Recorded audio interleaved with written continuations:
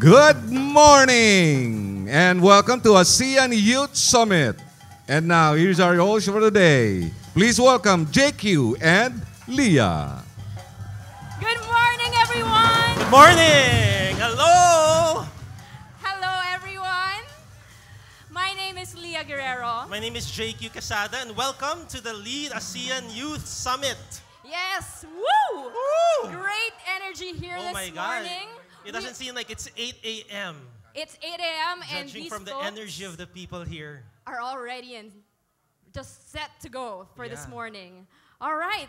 Well, welcome, everyone. We are so happy to see all of you here. How are you doing? I think the energy is still low. How are you doing? All right. right. Yes, wonderful. Okay. Well, we wanted to check who's here. So we're going to do a quick roll call. JQ. Of all our ASEAN countries, there are 10 of them. Wow. So we'd like to check attendance. And when we call your country, we'd like the delegates to please stand up and give us your loudest woohoo! All right? Starting with... Let's go for Indonesia. Oh, there are the Indonesians. Hello. All right. Next, we'd like to call on from Singapore. Hello, la. Singapore. Hello. We also have our friends from Cambodia. Next, we'd like to call on our delegates from Laos. Thank you. Now we have Malaysia.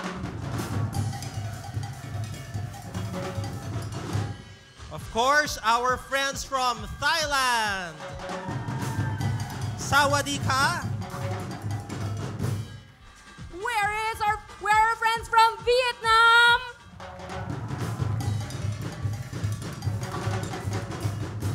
Next, who can forget our friends from Myanmar?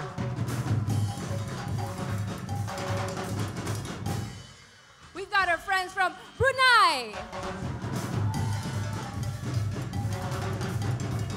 And of course, from the home country, the Philippines. Woo! All right. And Okay.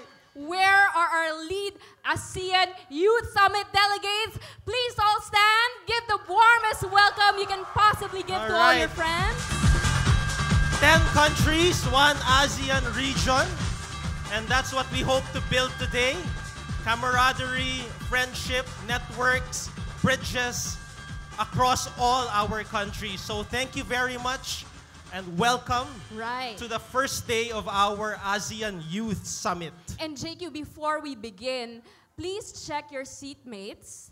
If they are from your country, then that means you guys have to switch because today is all about forging new friendships. So please, Okay, so we will give Fine. you 30 seconds. go on. So earlier when you stood up, now we know the countries that are a bit cliquish. So we need you to just spread out a bit. Spread out and make new friends. That's the rule to this morning.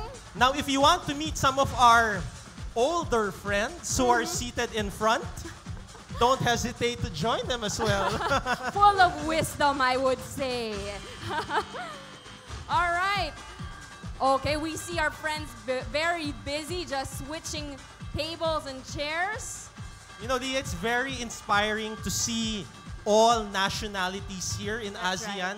And from our point of view, it's hard to distinguish people. You know, we all look the same. I can't tell who's from Laos, who's from Indonesia, who's from the Philippines, who's from Brunei. I get mixed up. Really? I was talking to a person as I said, Sawadee ka. Ay, hindi po. Taga-Pilipinas po ako. Oh, okay. So, you know, okay. I get confused. We all look the same. Well, I guess in our diversity, we can find something that's really in common with all of us, and we are truly one. And that is something we will discover all the more later on. Yes. Okay, now JQ, now we've got our friends settled in. Guys, please find your seats, settle down. All right. So those who are still looking for seats, there are seats on the side.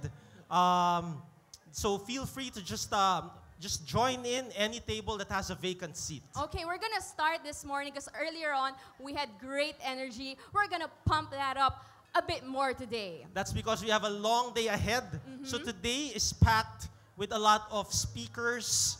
We have partners from different organizations who will be joining us this afternoon. Some of them are already here. And of course, our partners who are behind this, the organizers of this event. Okay, of course, we would like to thank our friends. Let's begin by that. The Embassy of the United States of America here in Manila. Thank you very much. Let's give them a big round of applause. Without you, we wouldn't have this beautiful event. And of course, I would like to take this opportunity to thank and recognize the organizers and my colleagues from the Ayala Foundation, who, together with the U.S. Embassy, have put this summit together for everyone here. And we hope that this will become a very productive and meaningful gathering for all of us. That's right. So again, we have a very long day ahead, and we'd like to keep the energy high. So we have a little surprise for everyone this morning. We have a little surprise. Let's all stand up. Everyone. Everyone stand. And this is not a time to be shy. We've got our friend here, Jade, who's going to teach us Come on. something this morning. All right.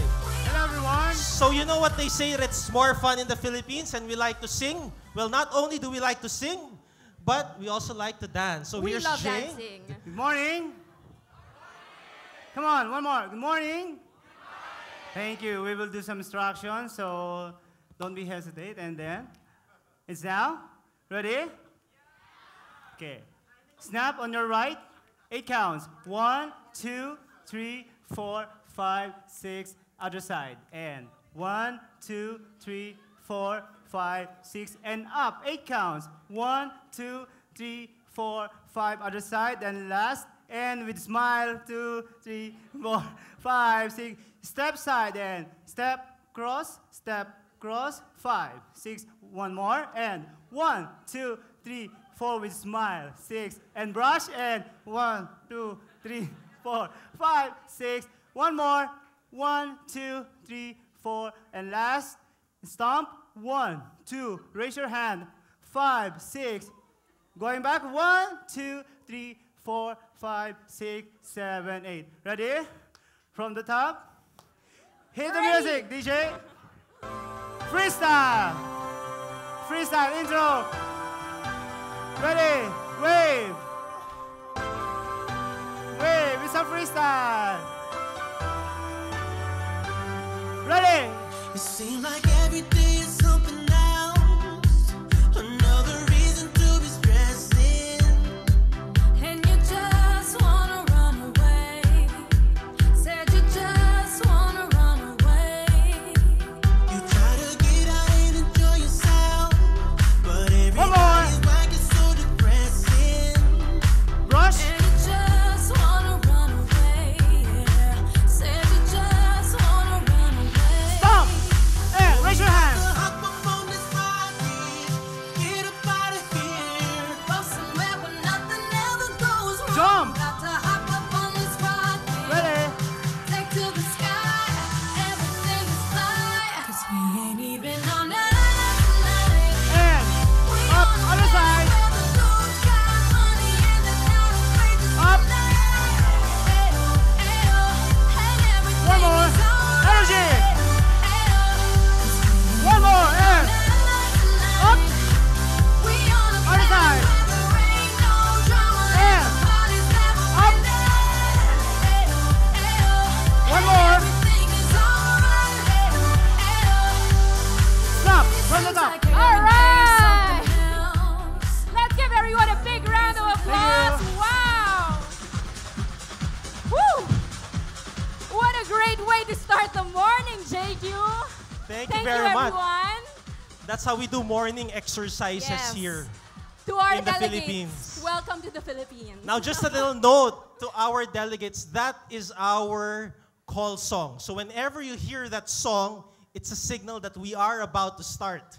And of course, since there's a choreography, we hope that encourages you to dance. All right. Yes. And you know, here, JQ in the Philippines, we love singing, we love performing. We love dancing, just like in most of our fiestas. Yes. So I'm sure you notice these masks on stage. It's actually inspired by one of the festivals we have here called the Mascara Festival from Bacolod. And I think we have delegates from Bacolod, right? And to give us an even warmer welcome, we got another surprise for you. Well, take it away, guys.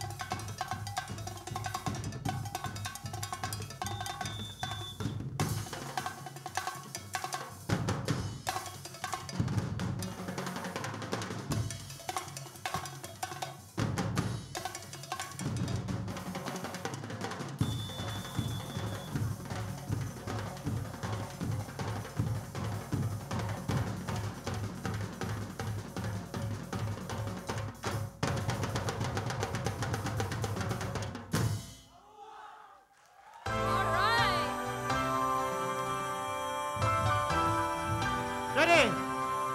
And freestyle. Come on, guys. It's You know your what to do turn. when you hear this music. Like every day is something else. What is that? Another reason to Those who want to join Jane up on stage are free to do so. just wanna run away. Said you just wanna run away. You try to get out and enjoy yourself, but everybody's whack is so depressing. Rush. And you just wanna run away. One more. Said you just wanna run away. Up. Raise your hand. So we about to hop up on this ride here. Get What is us that? out of here. Go somewhere where nothing ever goes Stop wrong. Got there. to hop up on this ride here. Take to the sky. Everything is Ready, fine. go. 'Cause we ain't Up. even on Earth tonight. Up. We on a planet where the dudes got money and they're not afraid to spend it. Ayo, ayo, and One more. everything is alright. Ayo, ayo. Come on. Even on Earth tonight, we on a planet where there ain't no drama and the party's never ending. Ayo, ayo, and everything is alright. Stop. It seems like every day is something All right. Thank you very much. Woo! Thank you. Now that everyone has unleashed their inner pop stars, I think we're ready to begin. Are you ready to begin?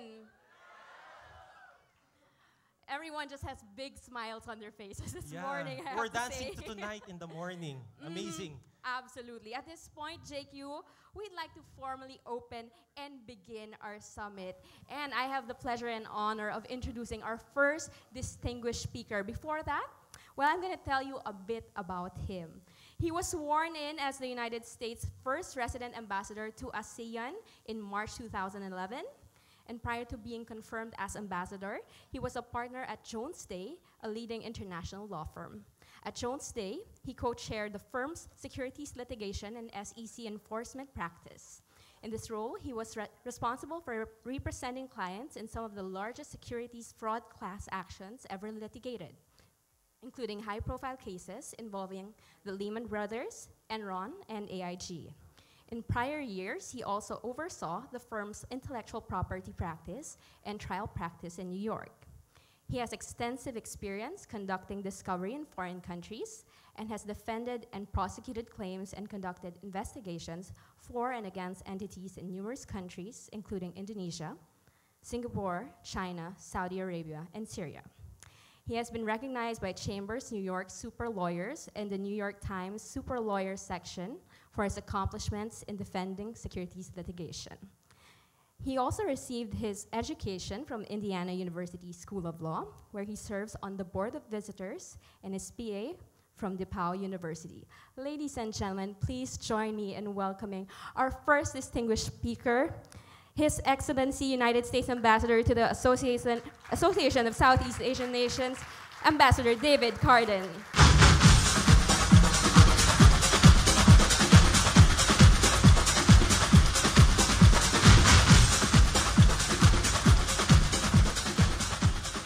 Good morning, everyone. Is there anyone who would rather be any place else than right here now?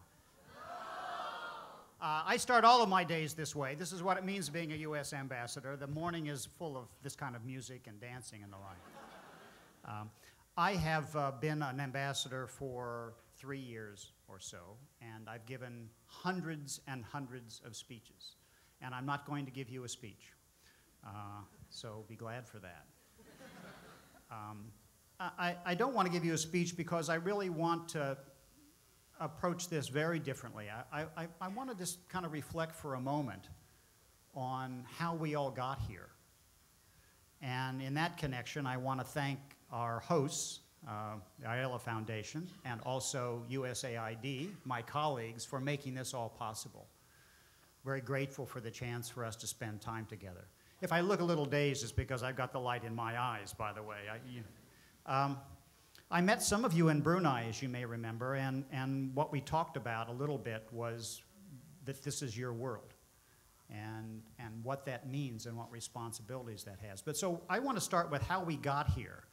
And so that means how I got here, how you got here, and in some respects where we go from here. So I want anybody in the room who's 24 years old to put your hand in the air. Is there anybody who's 24? Okay, I can't count the hands, but there's a number of people who are 24. So the year is 1986, and there's somebody who's 24 years old standing across the desk from my wife, Rebecca Riley. And this person that I'm talking about, this 24-year-old, was asked to do a job, and the job that he was asked to do was to fix a lot of problems that existed in the city of Chicago for a small community. This community had actually lost a lot of jobs, and there were a lot of social problems, and he was paid to do this job, but he had no money to do the job. So he came to see my wife. My wife was at what we have in America, a private foundation called the MacArthur Foundation. And as he stood across the desk, he made his case for how he had to help these people, how he had to remake, this is his language, how he had to remake the world that those people lived in. And of course, you know the person I'm talking about is now the President of the United States, Barack Obama. So Barack Obama, when he was 24 years old, there are a few of you here, was thinking about how he could contribute to remaking this world that had been so shattered in the city of Chicago. So that's how we first met him, and I don't usually talk about that, but I'm talking about it now because of you being 24 years old, some of you. And I should have mentioned at the start that we have a rule in my mission, and we don't speak publicly. We do not speak publicly unless there's young people in the room. And if there's going to be a gathering, and they're not going to have young people, we say we're not there, we're not coming to talk. And the reason is, yeah, give yourselves a hand, actually, okay? The reason for that is you change the conversation. Sometimes you don't know what you need to know to contribute to the conversation. That's true. That's what it means when you're 19, 20, 21 years old. You're learning things. But you change the conversation, and that's the most important thing you can do. You are change agents, not only change agents in the world, but you're change agents of the very conversations that we need to have. And don't ever forget that important role that you play. So when Barack Obama was 24 years old, he was a change agent because he was going to a place, by the way, he knew nobody in Chicago when he moved. And he went to Chicago to do that job. So that's the place I want to start. And I also want to just also talk about how did America get here? You know, why are we here? And of course, we've never been anywhere other than most places, but the fact is a lot of people think this is a new thing. So the year is 1941, and it's January, and Franklin Delano Roosevelt is sitting in his study in the White House, writing what comes to be known as the Four Freedoms speech. And the Four Freedoms speech is a speech that's famous in my country, where FDR says for the first time that it's not just freedom of expression and freedom of religion, but it's freedom from want and freedom from fear that are also important. And we have seen the devastation in the Philippines now, and our heart goes out to the people who are in terrible want at this point. And Franklin Delano Roosevelt saw in 1941 that we need a world free from want and free from fear. And as he dictated actually the speech, he had an assistant there named Rosamond and another good friend of his, Harry Hopkins, and he said, we need freedom of speech everywhere in the world, freedom of religion everywhere in the world, freedom of want, freedom of fear everywhere in the world. And as he looked up, Harry Hopkins, his good friend, his advisor, said, Mr. President, I'm not so sure about this everywhere in the world piece. I'm not sure that Americans are going to care about Java. Some of you are probably from Java, I hope. I live in Java now. And Franklin Delano Roosevelt said to Harry Hopkins, his friend, they'll have to get used to it. The world is so small. Our friends are in Java too.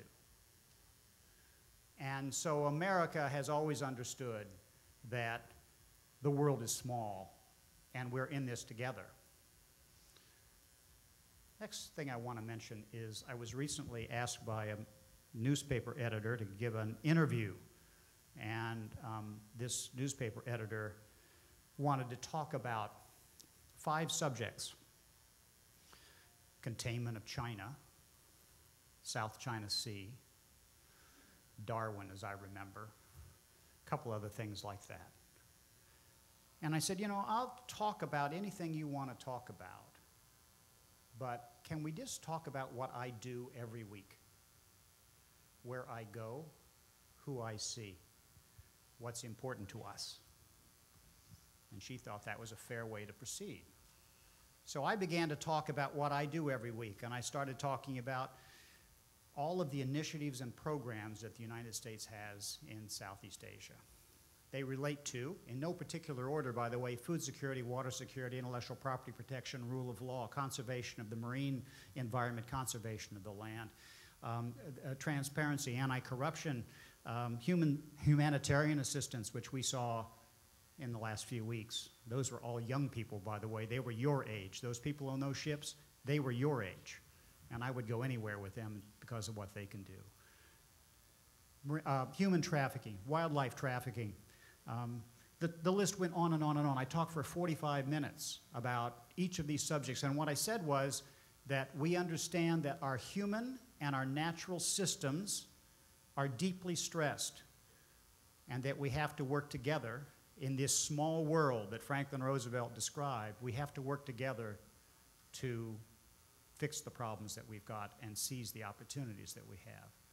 And that's what I do every week. And yes, it's true that we also deal with some of these problems, such as the South China Sea. But what we're really trying to do, going back what I said before, is remake the world that you're going to live in. The last thing I just want to mention was that I had the privilege of working with a lot of people your age from January, or actually somewhere later in 2007, until the president was elected. And so the way this happened was the following. I just want you to focus on this just a moment. It's January 2007. The president has 450 names in his Rolodex of people he can raise money from. He's got 75 people who want him to be president of the United States, and we're sitting in a room. How do we do this? And somebody had the right idea to say, you know, the way that this happens is because of what the young people in America want. And so when we raised money, the first money we spent was to get young people to go throughout America to talk about the world that they wanted to see and wanted to have. And President Obama won that election because of young people. No question about that. He won it because of what people like you did. So I start with all these things not because these are obvious. It's very easy for us to say, well, young people are the future, there's more of you and all this, but I guess what I'm really saying is that it is your world. And so the issue is, how do we do it? How from here on out do we actually do the work that needs to be done? We need new ideas for sure, and you've got plenty of ideas, and we need them. We need new technologies that are going to make it possible for us to be more prosperous, to be safer, to actually make us more efficient and more effective.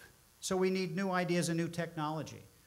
And we need new ways of talking with each other. We need new languages. Languages that are the languages that you're inventing and using every day. So the responsibility really is on you. I speak old languages. I don't speak the languages you speak. I'm not connected the way that you're connected. I have the privilege of being able to speak to groups such as this, but I can't do what you can do. I'm the U.S. ambassador to Asean. I can talk to lots of people, but at the end of the day, I can't do what you can do. There's 150 or more of you in this room. And my friend, Jaime Ayala here, and myself, we can't do what you can do. You can seek our assistance. You can ask us to help. And I hope you will always do that, and I always will try to help. But it's your world. And you need to have the vision of how to move forward with that. I want to mention one last story. I was in a small city in Southeast Asia, and there was a woman who asked to see me who runs a historical society in this place. And she was having a very difficult time because of the local politicians and the like doing what she